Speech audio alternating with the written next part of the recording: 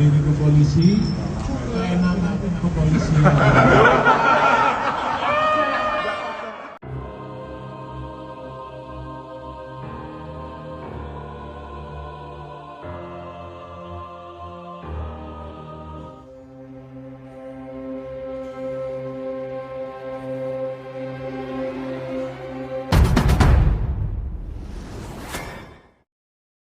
Hai, boloku, ketemu lagi dengan Arti. Irwan Huta Galung, pria yang lahir di Tarutung, Sumatera Utara pada 28 Februari 1970 dan punya sebuah rumah mewah di perumahan Bukit Agung, Kecamatan Banyumanik, Kota Semarang. Irwan, begitu ia biasa disapa, juga merupakan pengusaha pemilik depot air mineral isi ulang dan gas LPG bernama AHS Arga Tirta.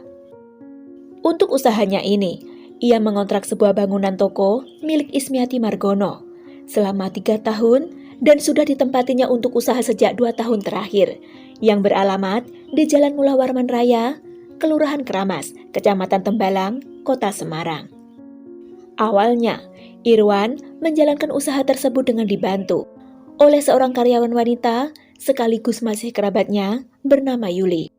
Namun, sejak awal puasa Ramadan tahun ini, Irwan mendapat seorang karyawan laki-laki bernama Muhammad Hussein berusia 28 tahun yang mengaku dari Banjarnegara.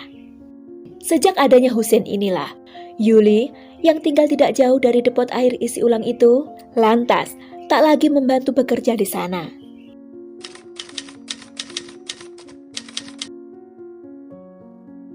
Hussein yang berasal dari Banjarnegara ini sebelumnya bekerja di sebuah toko lain yang kebutuhan air minum dan gas LPG-nya dipasok dari toko air isi ulang milik Irwan.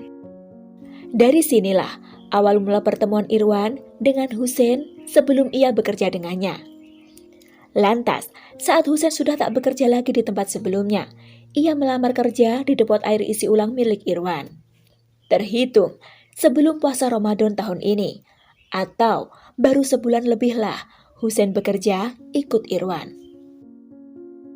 Muhammad Hussein, pria lajang berusia 28 tahun ini, berasal dari Kabupaten Banjarnegara yang merupakan anak ke-6 dari 8 bersaudara. Menurutnya, sudah sejak baru lulus SMK, ia telah pergi merantau meninggalkan rumah untuk bekerja. Sehari-hari, sejak ia bekerja ikut Irwan, ia tinggal di depot air isi ulang tempatnya bekerja tersebut bersama Irwan, bosnya. Ia juga melakukan tugas apa saja yang disuruh oleh bosnya itu. Tak jarang, Irwan akan mengucapkan kata-kata makian, bahkan tak segan memukul Hussein saat ia melakukan kesalahan dalam bekerja. Hal inilah yang kemudian menimbulkan perasaan kesal dalam hati Hussein, bahkan menjadi dendam.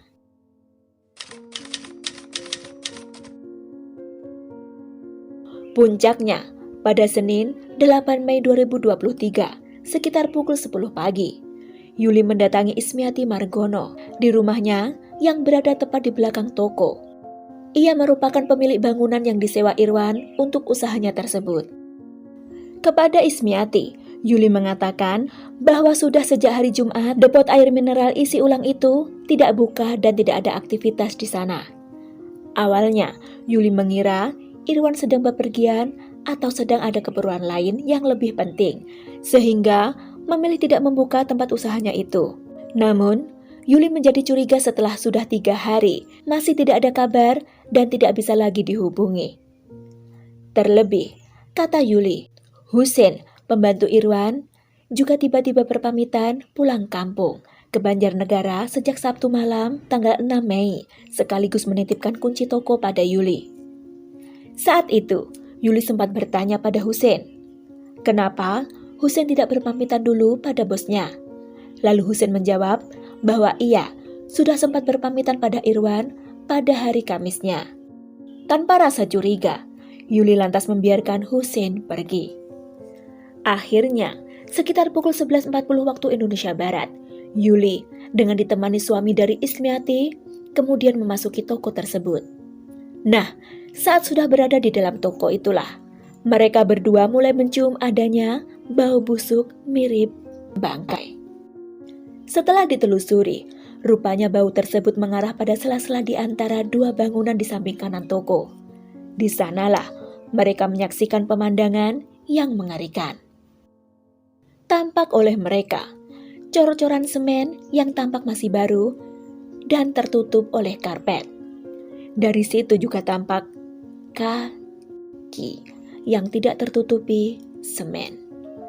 Saat itu juga mereka keluar toko dengan kaki gemetar dan segera melaporkan penemuan itu pada kepolisian setempat. Beberapa saat kemudian, petugas tim gabungan dari Polres Semarang, Polsek Tembalang, dan juga petugas dari puskesmas terdekat tiba dan segera melakukan olah TKP. Begitu petugas membongkar cor-coran semen tersebut, kecurigaan mereka terbukti. Karena ternyata benar, itu adalah Irwan Huta Galung, pria berusia 53 tahun, bos yang sudah 3 hari tak lagi tampak batang hidungnya. Ponselnya pun sudah tidak bisa lagi dihubungi sejak Jumat pagi. Yang lebih memprihatinkan, ia ditemukan sudah dalam keadaan terbagi menjadi 4 bagian, di mana kepala dan kedua tangan dibungkus dengan karung berada di bawah. Lalu, badan hingga kaki di atasnya ditutup dengan bantal, kemudian dicor dengan adukan semen dan pasir, tertutup sebuah karpet. Hanya saja untuk bagian kaki tidak tertutup sempurna oleh semen, sehingga masih tampak dengan jelas. Selain itu, di samping pengecoran itu ditemukan sebuah sajam yang diduga kuat, itulah yang digunakan pelaku dalam aksinya. Dari hasil olah TKP dan penyelidikan beberapa saksi, petugas langsung mencurigai kepergian Hussein, karyawan laki-laki di toko itu yang tiba-tiba pamit pulang. Lantas, dari hasil penyelidikan, didapatkanlah informasi bahwa Hussein sempat nongkrong di angkringan yang berada tepat di samping depot air minum itu sehari sebelum ia berpamitan pulang. Imam, pemilik angkringan, lantas ditahan sebagai saksi guna dimintai informasi terkait Hussein. Dari keterangan Imam inilah akhirnya diketahui fakta. Sebenarnya Hussein sempat mengaku pada Imam bahwa ia telah menghabisi Irwan bosnya pada Kamis malam tanggal 5 Mei. Bahkan Hussein sempat mengajak Imam untuk turut bersenang-senang dengan uang yang diambil Hussein dari dompet bosnya senilai 7 juta rupiah.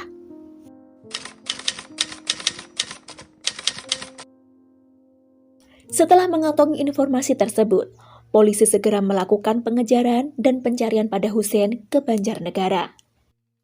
Selasa malam, Hussein berhasil diringkus saat sembunyi di rumah seorang temannya di Kecamatan Purwanegara, Kabupaten Banjarnegara, sekitar pukul 20.00 waktu setempat. Hussein yang sempat ingin kabur, akhirnya dihadiahi timah panas di sebelah kakinya, sehingga tak berkutik lagi saat dilakukan penangkapan.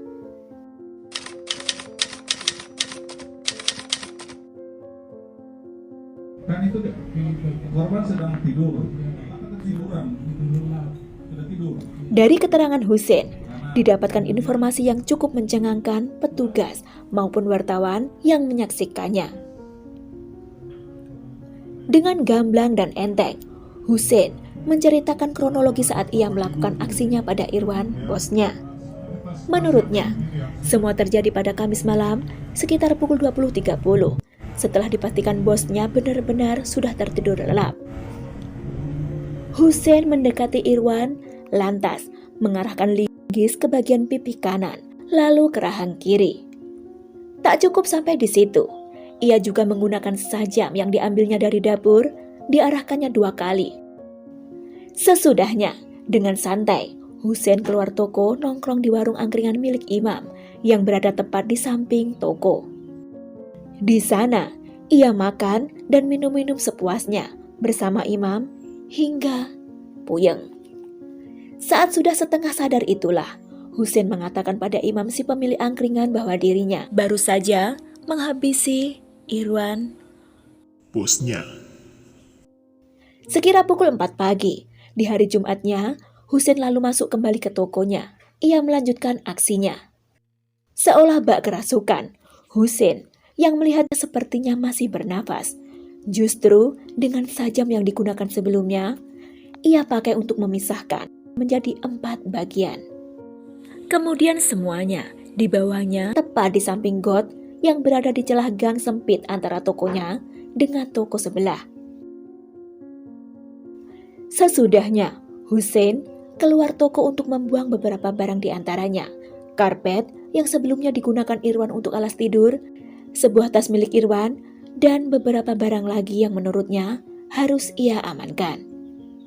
Masih di hari Jumat itu, malam sekitar pukul 23.00, Husein mengajak Imam untuk happy-happy menikmati uang yang diambilnya dari dompet Irwan.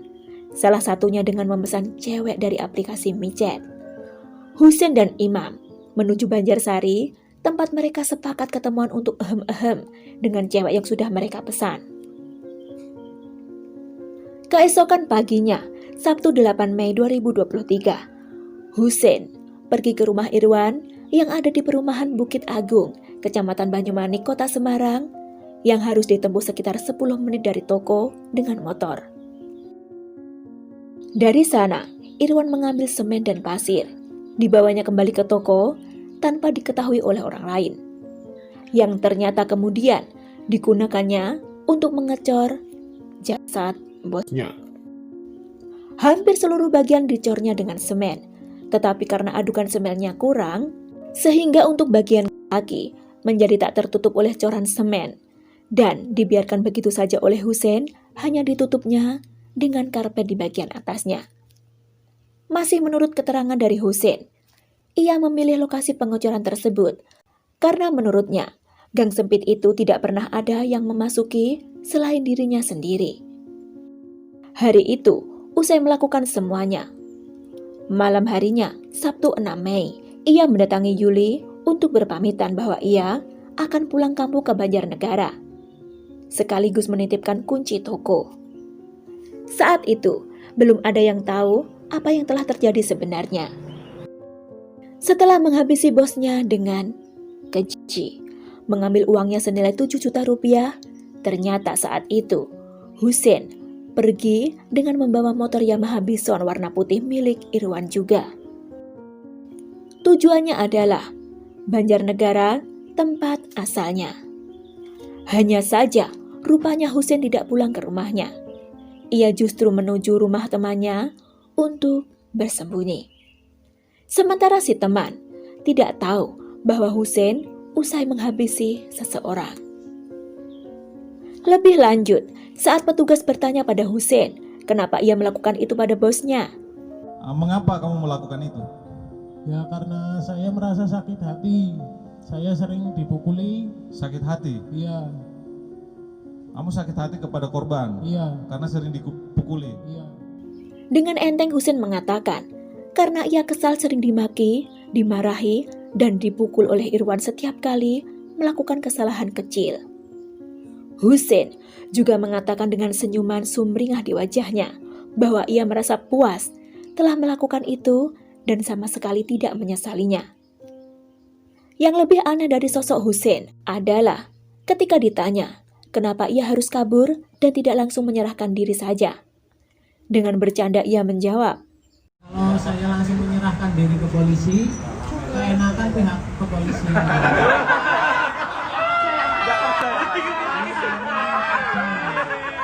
sontak saja jawaban yang diberikan Husein tersebut seketika membuat riuh suasana tanya jawab itu. Selain berhasil menangkap Muhammad Husein, petugas juga berhasil menemukan barang bukti.